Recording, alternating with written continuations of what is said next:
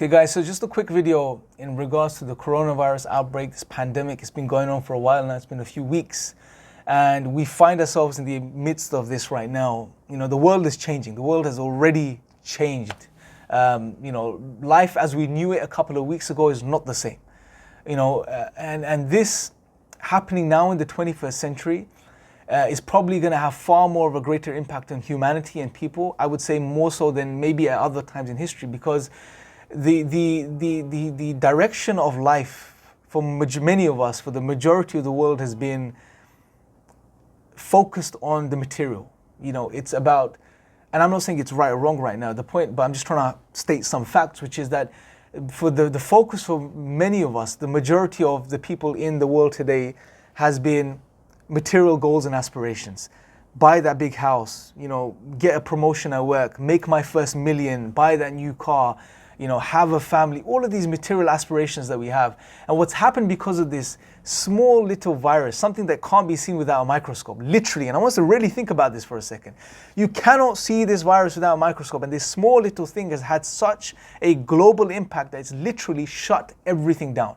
And it's cut humanity off from these worldly aspirations that we had. And it's temporary, hopefully, and it's going to end soon, and we're going to go back to normal life.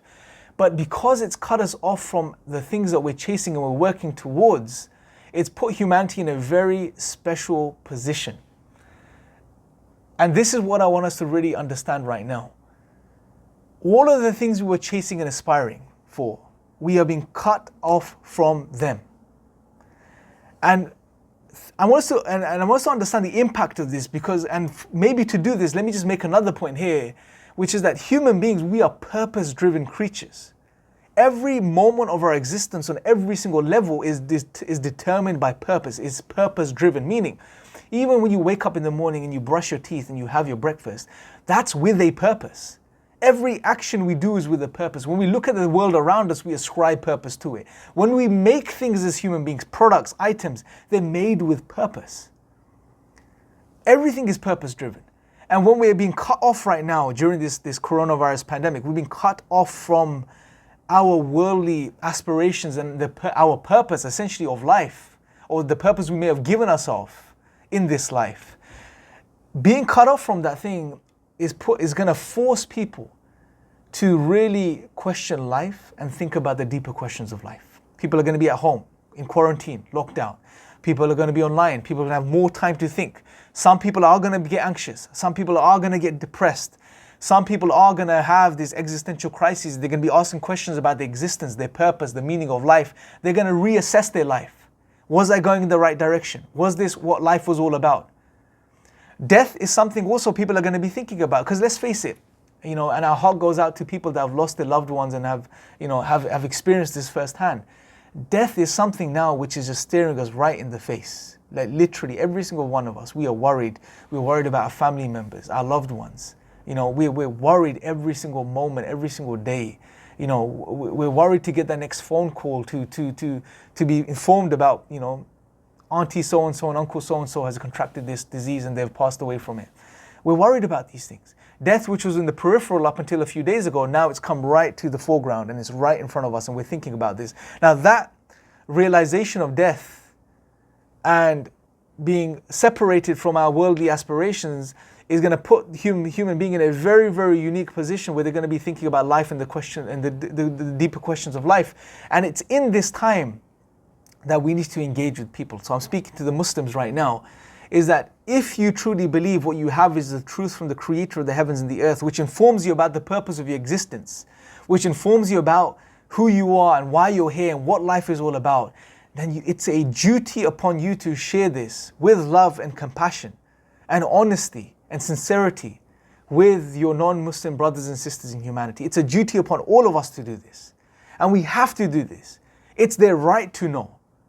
And it's an obligation upon us to tell them, and we have to do this, right? So don't sit idle.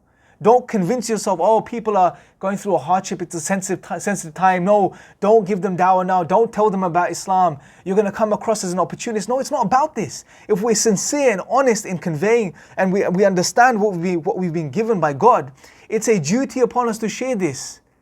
with others, not because we're going to gain something from this. It's just because if we know it's the truth, then they deserve to know the truth, and they need the truth more so now than ever before. So share this with love and compassion and honesty with people.